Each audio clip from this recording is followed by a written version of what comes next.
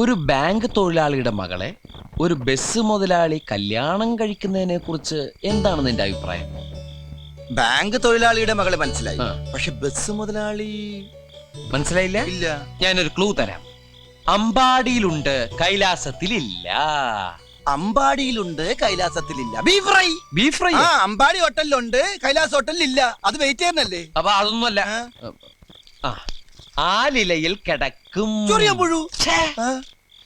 പാമ്പിന്റെ മുകളിൽ ഇങ്ങനെ നൃത്തമാടും. ആ, പാമ്പ് വേണ്ട ഇത്. നീല നിറത്തിലുള്ള ഉജാല, ഉജാല, ഉജാല. വേണ്ട വേണ്ട, എല്ലാം മാക്കി. വെണ്ണ കട്ടു തിന്നുന്നവൻ. മിൽമ പ്രസിഡന്റ്. അയ്യാ, Milma മണ്ണെണ്ണി. May I come in? Yes, come in. ഞാൻ എവിടെ കിടക്കണ്ടേ? എന്റെ മടി കിടക്കണോ? അല്ല, എനിക്ക് ഉറങ്ങാനായിട്ട്. ഞാൻ താരായിട്ട് പാടിത്തരാം. വേണ്ട, എനിക്ക് പാട്ട് കേട്ട് ഉറക്കം വരില്ല. എടാ, വണ്ടിയിൽ ഇഷ്ടം പോലെ സ്ഥലമുണ്ട്, എവിടെയെങ്കിലും പോയി കിടക്ക് പോ. ശരി മുതലാളി.